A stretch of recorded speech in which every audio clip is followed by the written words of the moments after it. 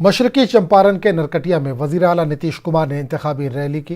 Rally में नीतीश कुमार ने तेजस्वी के 10 लाख नौकरी देने के वादे पर तंज कसा। नीतीश ने कहा, पिछले 10 साल में तकरीबन 1 करोड़ तलबा इंटर पास कर गए, तो 10 लाख को ही नौकरी क्यों देने की बात कही जा रही है।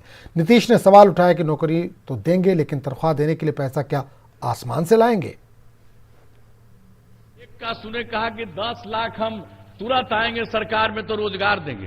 कि 10 लाख का है रोजगार दोगे भाई? ये पिछला 10 साल में इंटर पास कर गया हम लोगों के प्रयास से 1 करोड़ आदमी, तो 10 लाख को कह दोगे? 1 करोड़ को कह नहीं दोगे भाई? एक ही दिन में 1 करोड़ को दे दो, दे दो।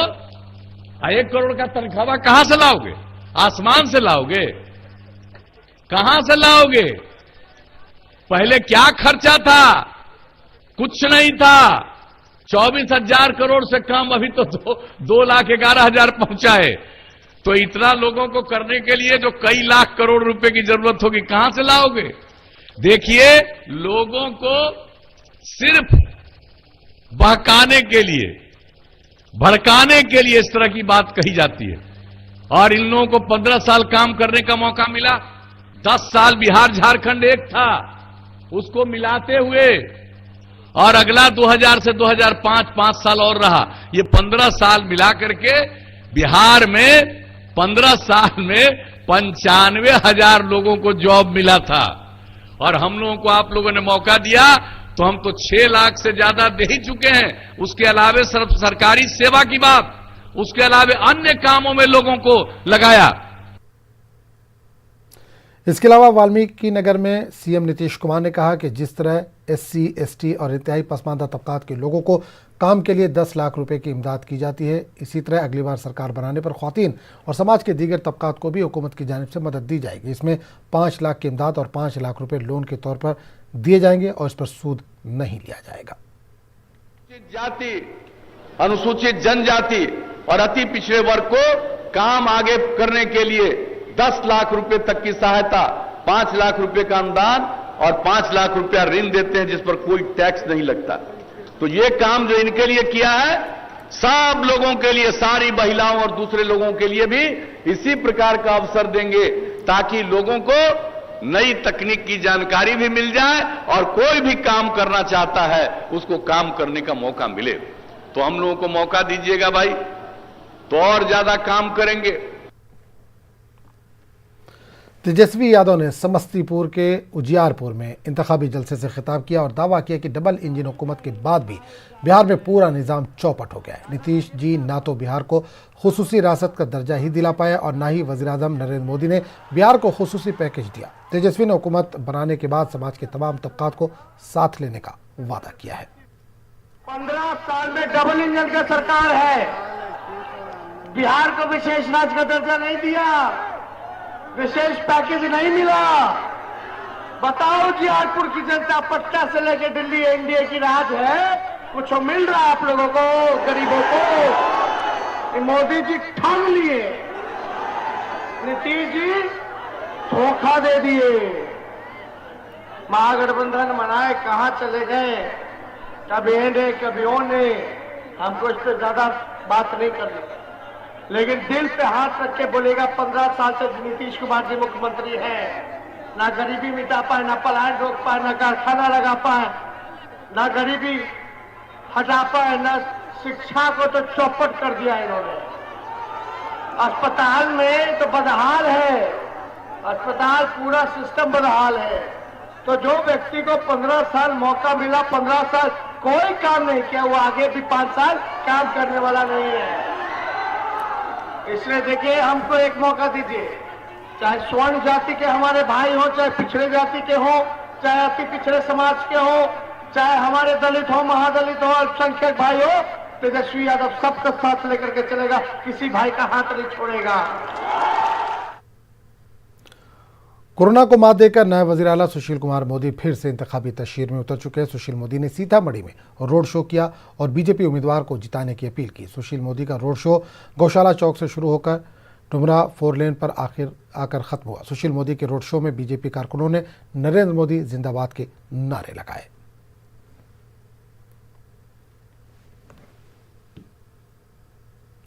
बिहार असेंबली इंतखाबात में अब औरंगजेब की भी एंट्री हो गई। मरकजी वजीर गिरिराज सिंह ने अजीम इत्तेहाद के वज़ीर आला के ओहदे के उम्मीदवार तेजस्वी यादव के लिए औरंगजेब के नाम का इस्तेमाल किया। गिरिराज ने तेजस्वी का मौजना औरंगजेब से किया। गिरिराज सिंह ने कहा कि तेजस्वी यादव ऐसे लीडर हैं जो माँ बाप की विरासत पर आगे बढ़े, लेकिन अब पोस्टर से भी दोनों को गायब कर दिया। आदमी पहले अपने पिता के विरासत पर बैठने वाला व्यक्ति अपने ही पिता को हटा दिया। मैं नहीं कहूँगा कि औरंगजेब की तरह या किसके तरह, लेकिन लोग कहते हैं। बिहार असेंबली इंतखाबात में एमआईएम की एंट्री से मुस्लिम अक्सरियती हलकों में हलचल मच गई है। अपने उम्मीदवार को जीत दिलाने के लिए ओवैसी इंतखाबी मुहिम पर है। वाज़ेह है कि मुस्लिम अक्सरियत वाले हलकों में वोटिंग 7 नवंबर को होगी। पेश एक रिपोर्ट। बिहार इंतखाबात में ओवैसी के इत्तेहाद की धमक। असदुद्दीन ओवैसी को बिहार के अवाम से काफी उम्मीदें। मुस्लिम अक्सरियती इलाका सीमांचल में ओवैसी का जलवा। ओवैसी को सुनने के लिए उमड़ रही है लोगों की भीड़। आप अपना एजेंडा पर आएंगे और तफसील जाएंगे। हैदराबाद के रुकने पार्लियामेंट असदुद्दीन ओवैसी की पार्टी मजलिस इत्तेहादुल मुस्लिमीन की बिहार में पुरजोर एंट्री ने इंतखाबी जंग के मुकाबले को दिलचस्प बना दिया है। ओवैसी की party MIM grand democratic secular front के हिस्से के तौर पर इंतखाबी मैदान में है। 18 सीटों पर एमआईएम की उम्मीदवारी है और इनमें ज्यादातर सीटें अक़लियती तबके के वोटरों के लिहाज से अहम मुस्लिम अक्सरियत वाले इलाका सीमांचल में हैं। अपने उम्मीदवारों को जिताने के लिए असदुद्दीन ओवैसी मुस्लिम अक्सरियती इलाका किशनगंज, अररिया, बहादुरगंज और ठाकुरगंज जैसे इलाकों का दौरा करके अवाम को अपनी जानिब रागिब कर रहे हैं। ओवैसी का कहना है कि बिहार में वो बेहतर मुतबादिल दे सकते हैं। इनमें कोई न कन्विक्शन है, न इंटेलेक्चुअल ऑनेस्टी है बीजेपी से मुकाबला करने की, और इसीलिए हम ये कह रहे हैं कि ये भी असेंबली चुनाव में इनके पास कोई ना तो कोई स्ट्रेटजी है, ना तो कोई पॉलिटिकल विजन है, और इसीलिए हम कह रहे हैं कि ये लोग काबिल नहीं है उतने। अरे जब हम उनको काबिल ही नहीं मानते तो क्यों साथ जाएंगे उनके? हम काबिल हैं, कुशवाहा साहब काबिल हैं, राजभर साहब काबिल हैं, बीएसपी काबिल है, ये हम लोगों में लड़ने का जज्बा, लड़ेंगे। कुछ मुबस्सिरीन के मुताबिक ओवैसी की बिहार आमद से आरजेडी की ज़ेरे क़यादत अजीम इत्तेहाद का ताना बाना बिगड़ने का इम्कान है और इससे जेडीयू बीजेपी को फायदा भी पहुंच सकता है। लेकिन वोट कटवा कहे जाने पर ओवैसी भड़क जाते हैं। ओवैसी को बिहार के अवाम से काफी उम्मीदें वाबस्ता हैं। 5 साल पहले गठबंधन ने क्या कहकर वोट लिया था कि संघ मुक्त भारत करेंगे, मोहन भगवत को रोक देंगे, और वोट कटवा हमको कहा था। फिर आपका अलायंस अगर गिरकर खत्म होकर नीतीश कुमार मोदी के गोद में बैठते हैं तो इसका जिम्मेदार कौन है? कांग्रेस नहीं है, आरजेडी नहीं है। आपने तो बिहार की जनता को झूठ बोलकर, धोखा देकर वोट लिया। आज बीजेपी अगर सत्ता में है बिहार में तो आपकी वजह से, इन तीनों पार्टियों की वजह से। मुखालफिन की जानिब से भले ही असदुद्दीन ओवैसी पर मजहबी जुनून को हवा देने के इल्जामात लगाए जाते रहे हों, लेकिन बिहार असेंबली इंतखाबात में उनकी मौजूदगी से मुखालिफ खेमे में इस तरह भी कैफियत जरूर तारी हो गई है। Bureau report, news 18 Urdu. Bihar BJP incharge Bhupender Yadav ने पार्टी के कमर्शियल सेल की जानिब से बनाए गए इंतखाबी रथ को रवाना किया। इस मौके पर भूपेंद्र यादव ने पहले मरहले के इंतखाबात के बाद 2/3 अक्सरियत से एनडीए की जीत का दावा किया। इन्होंने तेजस्वी यादव को जंगल राज का पोस्टर बॉय बताते हुए कहा कि बिहार के लोग जान गए हैं कि तेजस्वी के पास बिहार की तरक्की का कोई विजन नहीं है। लोगों को मैं देख रहा था, लोग कह रहे थे हम विकास के लिए वोट कर रहे हैं, और एनडीए 15 साल के विकास के तस्वीर को और हिसाब को लेकर के बिहार को विकास पे आगे बढ़ाने के लिए वोट मांगने गया है। उन रुझानों से पुनः ये स्पष्ट होता है कि एनडीए को 2/3 बहुमत से सरकार बनाने का जनता का समर्थन मिल रहा है। तेजस्वी यादव जी, आप क्यों बिहार के विकास को स्वीकार नहीं कर रहे हो? आप क्यों इस बात को नहीं मान रहे हो? ठीक है, आज आपको कल जनता ने अपने रुझान से स्पष्ट कर दिया है कि जनता आपके शासनकाल को और आपका जो एक उस शासनकाल का जो एक पोस्टर बॉय का चेहरा है उसको पूरी तरीके से नकार चुकी है। जेडीयू के चीफ जनरल सेक्रेटरी केसी त्यागी ने आरजेडी पर निशाना साधा। त्यागी ने कहा कि आरजेडी एक परिवार की पार्टी है। इन्होंने कहा कि इस पार्टी का ना तो कोई नजरिया है और ना ही कोई पॉलिसी है। आरजेडी एक परिवार की निजी संपत्ति जैसा संगठन है। उसकी ना कोई विचारधारा है, ना उसका कोई सिद्धांत है, ना नीति है, ना कार्यक्रम है। और बीजेपी और Janata Dal you democratically elected functioning parties हैं। दोनों में बहुत क्वालिटेटिव। यूपी के वज़ीर आला योगी आदित्यनाथ ने सिवान के दुरंदा में एक इंतखाबी रैली से खिताब किया। योगी ने अपने खिताब में एनडीए हुकूमत की जमकर तारीफ की। उन्होंने कहा कि दहशतगर्दी के बाद अब नक्सलवाद को खत्म किया जाएगा। कश्मीर में धारा 370 को सदैव के लिए समाप्त कर दिया। भारतीय जनता पार्टी 1952 से नारा लगाती थी, एक देश में दो विधान, दो प्रधान और दो निशान, नहीं चलेंगे नहीं चलेंगे के नारे लगते थे। एक भारत श्रेष्ठ भारत की परिकल्पना को किसी ने साकार किया है, प्रधानमंत्री मोदी जी ने किया है। और भाइयों बहनों, कश्मीर से धारा 370 को इसी क्रम में समाप्त करके आतंकवाद की ताबूत पर अंतिम कील ठोकने का कार्य भी किसी ने किया, प्रधानमंत्री मोदी जी ने किया। ये जो कांग्रेस और राजद के लोग आज भाकपा माले और नक्सलवादियों के साथ गठबंधन करके बिहार में फिर से जंगल राज जो स्थापित करना चाहते हैं, वे कान खोल करके सुन लें। कश्मीर के आतंकवाद के बाद अब नक्सलवाद को भी देश की धरती से पूरी तरह उखाड़ फेंकने की तैयारी चल रही है। अब भारत की धरती पर नक्सलवाद के लिए भी कोई जगह नहीं रहेगी। पहले मरहले के इंतखाबात में 71 में से 50 से ज्यादा सीटें जीतने के एनडीए के दावे पर कांग्रेस ने तंज किया। इन्होंने कहा कि एनडीए को 20 सीट भी आना मुश्किल है। ये दावा उनका बिल्कुल खोखला और झूठा है। 50 सीट से ज़्यादा महागठबंधन के लोग जीत के आ रहे हैं। बाकी हम लोग कोई एस्ट्रोलॉजर नहीं है। जो हम लोगों का फीडबैक है उसमें वो लोग 20 के नीचे हैं। कांग्रेस लीडर सचिन पायलट ने कहा कि साबिका हुकूमत को कसूरवार ठहराना कमजोर वज़ीर आला की निशानी है। सचिन ने कहा कि डबल इंजन की सरकार के बावजूद बिहार की तरक्की नहीं हो पाई है। इन्होंने पहले मरहले के चुनाव के बाद मिल रही रिपोर्ट को मुस्बत बताते हुए सीएम नीतीश कुमार की रुखसती तय बताई। पिछली सरकारों को दोष देना एक कमजोर नेता की पहचान होती है। अगर आप में कॉन्फिडेंस है, आप में अपनी ताकत है, आप अपनी आगे की योजना बताओ। अरे आगे का जब हारना तय है तो आगे की योजना कैसे बताएंगे भाई? वो तो पिछली सरकारों को दोष दे रहे हैं, ऐसा राज था, वैसा राज था, प्रधानमंत्री ये बोलते हैं, मुख्यमंत्री ये बोलते हैं। लेकिन आपने जो डबल इंजन चला रखा है दिल्ली पटना में, पिछले 5-6 सालों में ऐसा क्या क्रांतिकारी काम किया कि बिहार की जनता पे दोबारा विश्वास करे?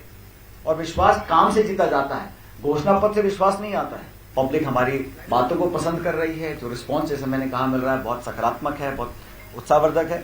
और जब बाकी 2 चरण में मतदान हो जाएगा और 10 तारीख को यहां से एनडीए और आदरणीय नीतीश कुमार जी की विदाई तय है, महागठबंधन की सरकार बनेगी और हम प्रतिबद्ध हैं।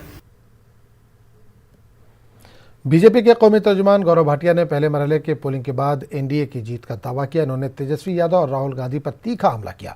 गौरव भाटिया ने अजीम इत्तेहाद पर भी तंज कसा और कहा कि अजीम इत्तेहाद से लोगों का रब्त नहीं है। इन्होंने कहा कि आरजेडी का मतलब अपने अंदाज में बयान किया। वाद के लिए, लूट के लिए, रंगदारी के लिए, भ्रष्टाचार के लिए, अपहरण के लिए, डकैती के लिए, फिरौती के लिए, अराजकता के लिए लोग तो यहां तक कह रहे हैं आरजेडी का मतलब ही है रंगदारी, जंगल राज और डकैती। बीजेपी के मेंबर पार्लियामेंट और अदाकार रवि किशन ने बिहार में इंतखाबी मुहिम के दौरान तेजस्वी यादव को निशाना बनाया। मधुबनी के बेनीपट्टी में एक रैली से खिताब करते हुए रवि किशन ने लालू राबड़ी की हुक्मरानी के 15 साल की याद दिलाते हुए कहा कि जब वो उनके दौरे इक़्तिदार में शूटिंग के लिए बिहार आते थे तो लोग कहते थे कि फिल्म की हीरोइन को छुपाए वरना उसे अगवा कर लिया जाएगा। लोग घर से बाहर ना निकल पली हैं, जैसे पहले होते रहे माई बहन लोग घरे में ढुकल रहते रहे। अपहरण होता था, किडनैपिंग होती थी, फिरौती होती थी, बताई न बिया का वही देवरा बड़ा सतावला। तो हमके लोग कहते रहे कि हीरोइनिया के छिपा देना तो कर किडनैप हो जाए। इंतखाबी तशहीर के दौरान लीडरों का स्टेज भी खूब टूट रहा है। दरभंगा के जाले असेंबली हल्के से कांग्रेस उम्मीदवार मशकूर अहमद उस्मानी को स्टेज टूटने का वीडियो वायरल हो रहा है। इस वाक़े में हसीन इत्तफाक यह है कि स्टेज टूटने से पहले मशकूर अहमद लोगों से कह रहे थे कि जमहूरियत में लोग जानते हैं कि किसको कब उठाना है और कब गिराना है। ये बोलते ही मशकूर उस्मानी स्टेज से खुद गिर गए। इंतखाबात के दौरान आम लोगों तक अपनी फरियाद पहुंचाने के लिए नेताजी हर जतन करने को तैयार हैं। ये तस्वीरें कटिहार के कदवा असेंबली हल्के की हैं, जहां साबिक वजीर हेमराज सिंह की जानिब से वोट की अपील का वीडियो वायरल हो रहा है। इस वीडियो में मंत्री जी लोगों से रो रो कर वोट की अपील कर रहे हैं। साबिक वजीर की माने तो दोनों गठबंधन के साथ आम लोग भी कई बार इन्हें ठुकराते रहे, इसलिए सोशल मीडिया के जरिए इन्होंने लोगों से वोट के लिए हाथ फैलाया। अब देखना होगा कि नेताजी की अपील का लोगों पर कितना असर पड़ता है। रो रहा है कि इतना काम करने के बावजूद, इतना जनता का अपना बेटा बन के, अपना चाचा चाची बन के हम काम करते हैं, उसके बावजूद भी हमको जाति पार्टी के नाम पर ठुकरा दिया जाता है। कैसे कोई नेता काम करेगा? जो किए इस बार हमारे साथ अन्याय नहीं कीजिएगा, यही हम आपसे विनती करते हैं।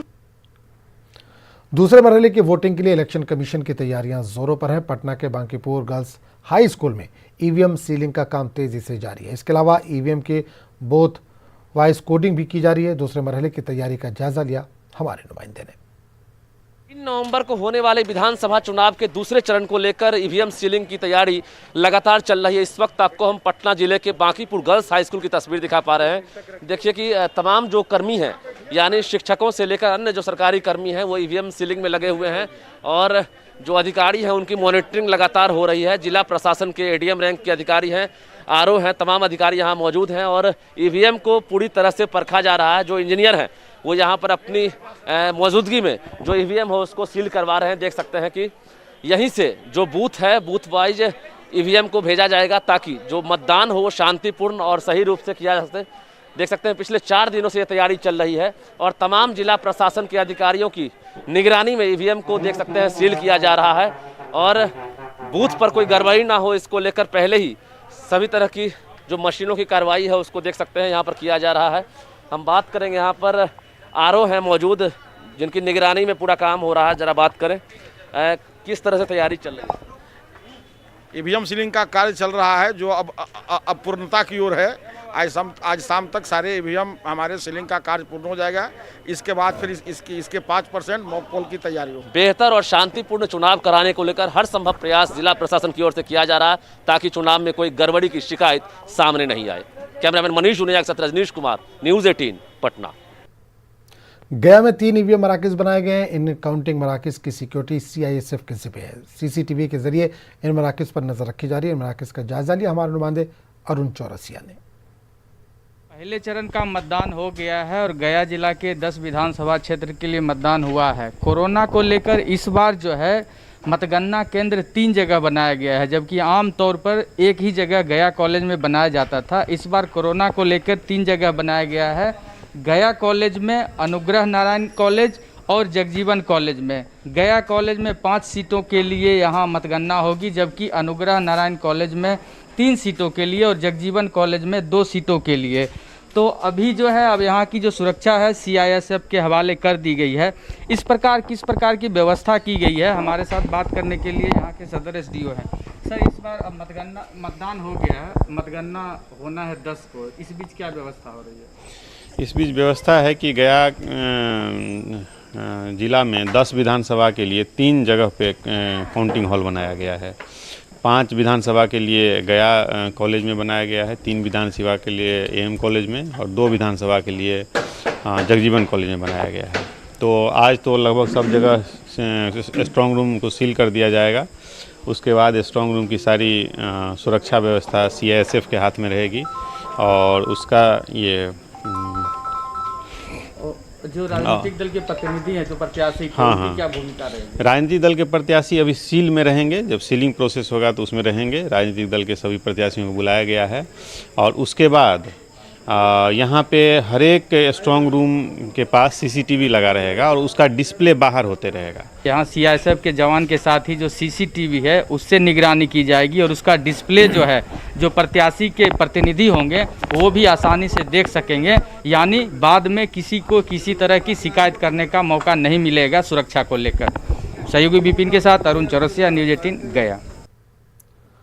मुंगेर में 26 अक्टूबर को पुलिस फायरिंग से मुश्तइल लोगों ने जमकर हंगामा और तशद्दुद बर्पा किया। मुकामी लोगों ने एसपी और डीएसपी की रिहाइशगाह में तोड़फोड़ की और पुलिस स्टेशन को आग के हवाले कर दिया। इसके अलावा पुलिस गाड़ी समेत कई दीगर गाड़ियों को नजर आतिश कर दिया। इस बीच इलेक्शन कमीशन ने मुंगेर के एसपी और डीएसपी को हटा दिया है।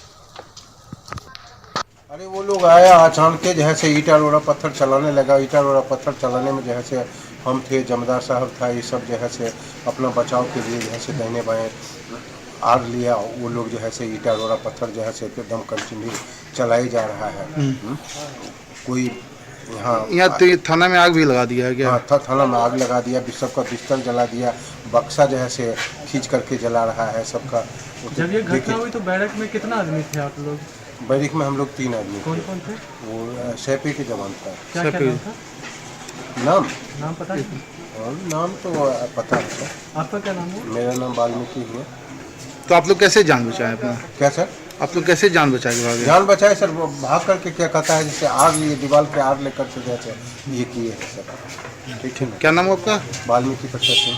भसान के दिन घटी घटना में एक युवक की मौत हो जाने के बाद कल चुनाव हुआ। चुनाव के बाद आज लोगों का गुस्सा जो है वो फूट गया। फूटने का नतीजा ये हुआ कि आप देख सकते हैं 2 थाने में उसने आग लगा दी है। पुलिस के वाहनों को जला दिया गया है। जो थाने का जो जहाँ पे सब सिपाही सब थे वहाँ पे भी उन्होंने आग लगा दिया है। चौक पे भी आग लगाया है। उनका साफ साफ कहना था कि जब तक दोषियों को सजा नहीं दी जाएगी उनका ये गुस्सा कम नहीं होगा। लोगों की संख्या लगभग 800-900 के लगभग लोगों की संख्या है, जिसको लेकर आप देख सकते हैं कि पुलिस की डिप्लॉयमेंट की गई है ताकि जो गुस्सा है, जो लोग हैं उनको संभाला जा सके। जो टाउन की जो स्थिति ऐसी हो गई है कि इस आग जो है सभी जगह लगा दिया गया है। जो पुलिस के जवान हैं वो बिल्कुल तैनात है। देख सकते हैं कि पुलिस के जवान भी तैनात है। हम थाने में भी जाते हैं, देखिए थाने की क्या स्थिति हो गई है। जो जवान है देखिए थाने में भी वो बैठे हुए हैं। जो है सभी थाने के रूम में आग लगा दिया। जहाँ सोते थे उसमें भी आग लगा दिया गया। हम चाहेंगे कि देखिए आप कि कैसे ईंट चली है। थानों में भी ईंटें चली हैं। ईंटें चलने की ये वजह थी कि ये कैसे बताइए कैसे आग लगा दिया गया? आप लोग कितने लोग थे यहाँ पे? 4-5 लोग थे। हाँ, आए सब तो साइड हो गए अपना। बहुत लमसम 100 आदमी आए थे, तोड़ करके आग लगा के जला दिया। देख सकते हैं कि आप जो हालत है आप देख सकते हैं। जो आग लगाया, आग लगने के बाद उन्होंने पानी डाल के बुझाया, लेकिन बुझने के बाद भी जो सामाने थे, जो कागज थे वो सभी जल गए हैं। लोगों का गुस्सा इतना फूटा था कि वो किसी के नहीं सुनने वाले थे और यही नतीजा हुआ कि वो लोग का गुस्सा जो है फूटा और उन्होंने थानों तक को नहीं बख्शा, सभी वाहनों को भी आग लगाया। एसडीओ आवास में भी उन्होंने एसडीओ आवास को भी नहीं बख्शा। यह कहा जा सकता है कि लोगों का गुस्सा इसलिए था कि जब तक उनका कहना था कि जो दोषी है उनको जब तक सजा नहीं मिलेगी वो उनका गुस्सा कम नहीं होगा। अरुण शर्मा, न्यूज़ 18 मुंगेर। कांग्रेस ने पटना में प्रेस कॉन्फ्रेंस करके मुंगेर पुलिस फायरिंग और इसके बाद के तशद्दुद पर नीतीश कुमार, सुशील मोदी और वज़ीर-ए-आज़म मोदी को भी निशाना बनाया। कांग्रेस लीडर रणदीप सुरजेवाला ने नीतीश हुकूमत पर एसपी और डीएम को बचाने का इल्जाम लगाया और कहा कि मुंगेर पुलिस फायरिंग के लिए नीतीश कुमार और सुशील मोदी जिम्मेदार हैं। मुंगेर में दुर्गा मां के भक्तों के साथ गोली लाठी कांड नीतीश कुमार और सुशील मोदी की सरकार के इशारे पर हुआ। इसीलिए बिहार की जनता कह रही है ये नीतीश कुमार और सुशील मोदी नहीं, ये निर्दयी कुमार और निर्मम मोदी की जोड़ी है। महागठबंधन ने नीतीश सरकार की बर्खास्तगी की कल मांग रखी। प्रधानमंत्री नरेंद्र मोदी आए पर उन्होंने सत्ता की ड्योढ़ी पर मुंगेर के साथ न्याय करने वाले एक नहीं सुनी। 72 घंटे से न्याय की गुहार लगा रहे मुंगेर वासियों को न्याय देने की बजाय मुख्यमंत्री श्री नीतीश कुमार एसपी और डीसी को बचाने में लगे रहे। एसपी और कलेक्टर को बचाते रहे, क्योंकि वहां की एसपी जदयू के एक बड़े नेता की बेटी है और कलेक्टर सुशील मोदी और नीतीश कुमार जी का चहेता है। यही सच्चाई है।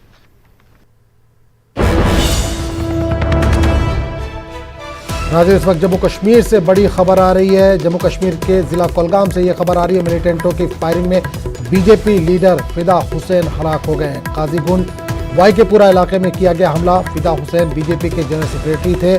युवा मोर्चा जिला कुलगाम के जनरल सेक्रेटरी थे फिदा हुसैन। हमले में 2 बीजेपी कारकुन भी हलाक हुए हैं। उमर राशिद बेग और उमर रमजान नामी बीजेपी कारकुन हलाक हुए हैं। इलाके में भारी तादाद में हिफाजती दस्तों को तैनात किया गया। तो इस वक्त बड़ी खबर आ रही है जम्मू कश्मीर के जिला कुलगाम से, मिलिटेंटों की फायरिंग में बीजेपी लीडर फिदा हुसैन हलाक हो गए। काजीगुंड वाई के पूरा इलाके में किया गया हमला। फिदा हुसैन बीजेपी के जनरल सेक्रेटरी थे। युवा मोर्चा जिला कुलगाम के जनरल सेक्रेटरी थे फिदा हुसैन। हमले में 2 दीगर बीजेपी कारकुन भी हलाक हुए हैं। उमर राशिद बेग और उमर रमजान नामी बीजेपी कारकुन हलाक हुए हैं। इलाके में भारी तादाद में हिफाजती दस्तों को तैनात किया गया है।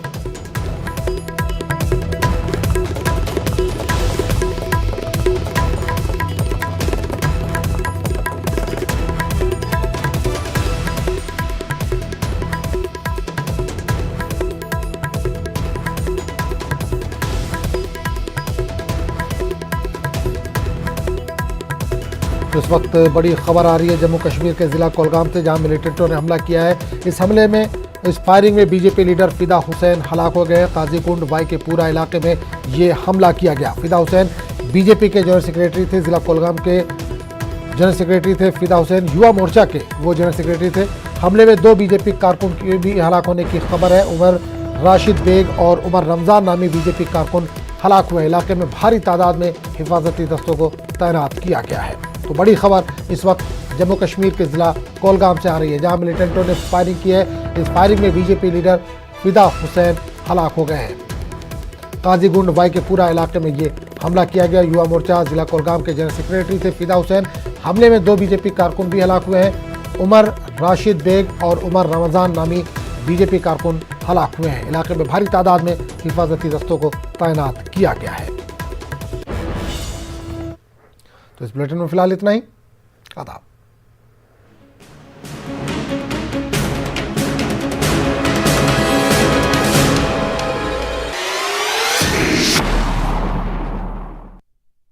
MDH का किचन किंग किचन में हो तो हम सब कुछ बना सकते हैं।